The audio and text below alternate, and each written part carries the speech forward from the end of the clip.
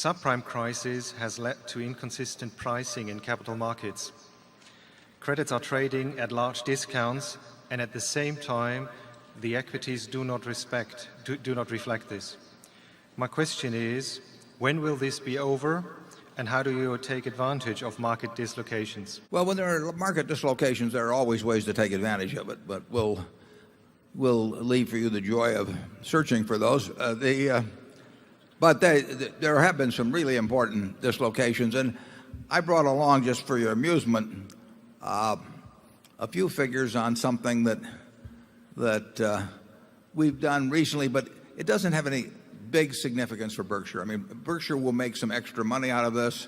It doesn't take any time to think about, but it does illustrate just how dramatic the changes were. And the ones I brought along relate to the tax-exempt money market funds.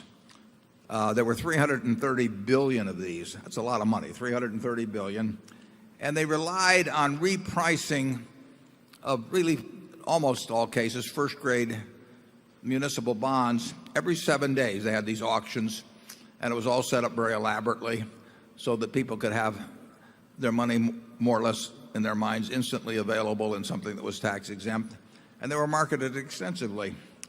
And I brought along, for example, here's one that related to they were backed by various municipal issues. This happens to be one by the LA County Museum of Art. Just pull that out. And on January 24th, it was marketed at 3.15%. January 31st, 4.0. February 7th, 3.5. February 14th, 8%. Now, how can a tax-exempt bond of short-term nature be selling at a 3.5% rate 1 week, and 1 week later on Valentine's Day be at 8%, and 1 week after that be at 10%? It's now back to 4.2%. Now, those are huge dislocations in markets. That's crazy. It'd be one thing to be some little obscure item, but this happened with billions and billions and billions of dollars of securities.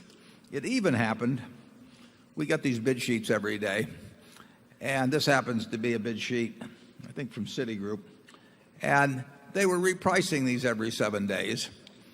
And what you would find on these, you'll see there's lots of issues involved. The same issue would appear on several different pages because it would represent some different auction, although handled by the same broker at the same time. On one page, you would find an issue. We would bid all these. We have to bid these at 11.3%. On one page, we bought them at 11.3%. On another page, the same issue, we bid the 11.3%, and somebody else bid 6%. So you had the same issue with the same broker at the same time being sold at 11.3% and 6%. Those are markets of extreme dislocation, and you find those occasionally. You found that after the long-term capital management crisis in 1998. You found the equivalent of it in the stock market in 1974 and so on. And those are great times to make unusual amounts of money. And there's certain things we can't figure out. I see in the Wall Street Journal, I see advertisements these days of auctions taking place in some esoteric mortgage securities. If you had enough time, you could probably figure out some of those that were very mispriced. We don't fool around with that. We just don't have the time. We were able to do we have about $4 billion in this right now. When we get all through, we'll have made some extra money for a couple of months. It won't be significant in relation to Berkshire's size, but it's something that's very easy to do. You may be able to find, by working very, very hard on some smaller issues, you might be able to find in this mess in mortgages, and it's gone beyond subprime. It's gone into all days, and it's gone into option arms and that sort of thing.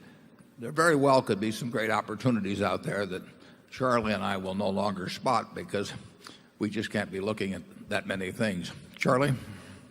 Yeah, what is interesting is that how brief these opportunities to take advantage of dislocations frequently are.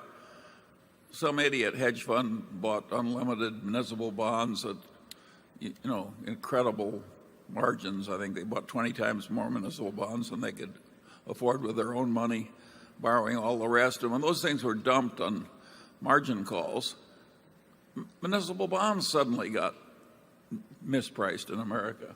But the dislocation was very brief. But very extreme. But very extreme. And so if you can't think fast and act resolutely, it does you no good. So you're like a man standing by a stream trying to spear a fish, and the fish just comes by once a week or once a month or once every 10 years. And you've got to be there to throw that spear fast before the fish swims on. It's a pretty demanding business if you do it right. But there have been times, I mean, in the junk bond market, there was a 3 or 4 month period in 2002 where some really incredible things happened, and they happened on a large scale. So, Yeah, it happens about twice a century. yeah. Which means that he and I have only had 4 or 5 times when we could do it.